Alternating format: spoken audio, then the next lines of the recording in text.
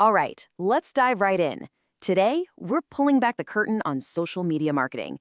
We're going to explore how brands can actually cut through all that digital noise and turn a simple scroll into a loyal customer. Let's get to it. So here's our game plan for today, broken down into 4 parts. First, we'll tackle the big challenge everyone's facing. Then, we'll get into picking the right platforms for the job. After that, we'll look at the amazing rewards and, the tricky pitfalls. And finally, we'll wrap up with how to build a strategy that really, truly works. Okay, let's kick things off with Section 1, the social media challenge. Before we even think about solutions, we have to get a handle on the real problem.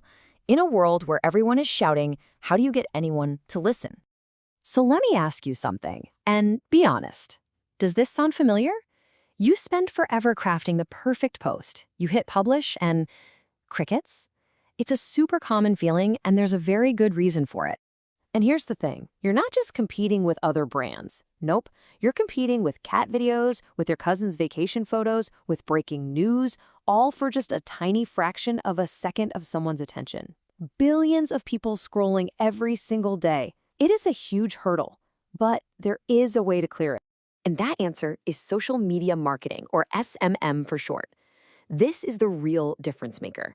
It's what separates just randomly throwing content out there from strategically using these amazing platforms to actually connect with people, build a brand they remember, and, get real results. So what's the actual goal here? It's really a cycle. It all starts with building real relationships, not just chasing a follower count. Then you use those relationships to tell your brand story in a way that makes people want to act. And then, this is key, you analyze what happened so you can make your strategy even better, which helps you build even stronger relationships. See? It's a loop that just keeps getting stronger. Okay, moving on to Section 2. This is huge. Where should you actually spend your time and energy? It's all about picking your platform wisely, because trying to use the wrong one is like trying to hammer in a nail with a wrench. It's just not going to work. Let's start with the big one, the behemoth, Facebook. For all the talk, it is still the absolute king when it comes to building a community. The sheer number of people on there makes it kind of the default starting point for reaching a massive, diverse audience. And what makes Facebook so powerful is its toolbox. You've got groups, which are perfect for creating these tight-knit communities of superfans. Then you have its ads platform, which lets you get incredibly specific with who you reach. And of course, Messenger lets you have those one-on-one personal conversations.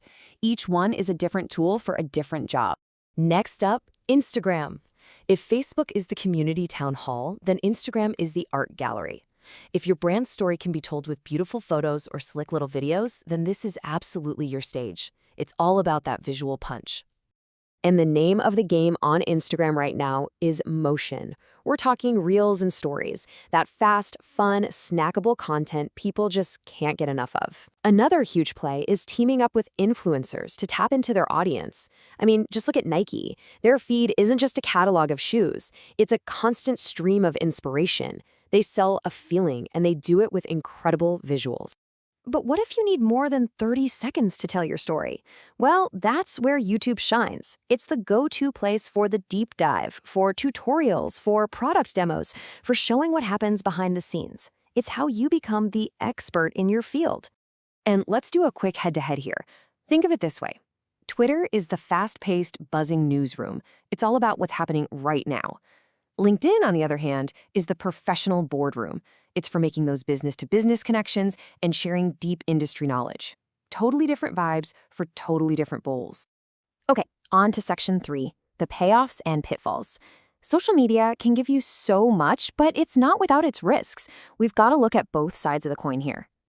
So let's start with the payoff. And, wow, is it a big one?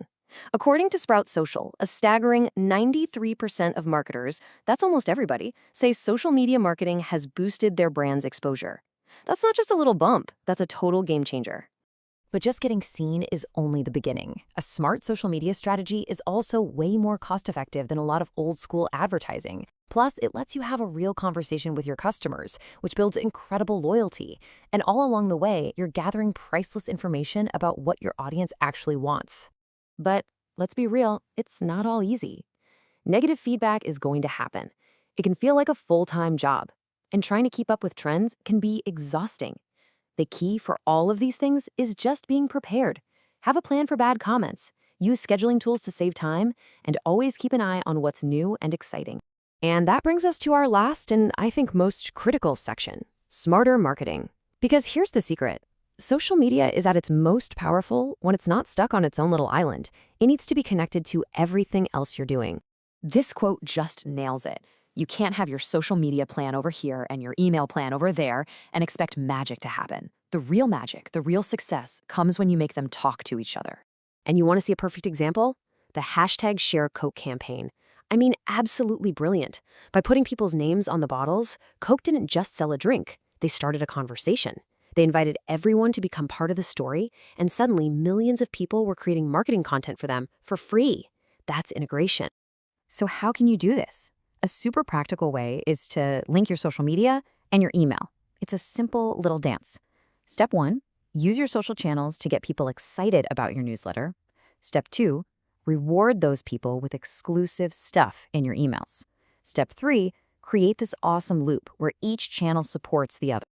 If you want to see a brand that has completely mastered this dance, look at Sephora. They use their gorgeous Instagram feed to get you to sign up for their emails. Then, in those emails, they'll tease special offers that are only happening back on Instagram. It's a seamless experience that makes their customers feel like insiders, no matter where they are. So, we've covered the challenge, the platforms, the pros and cons, and how to tie it all together. But, when you strip it all down, all of these things are just tools. At its heart, social media marketing is about one thing: storytelling.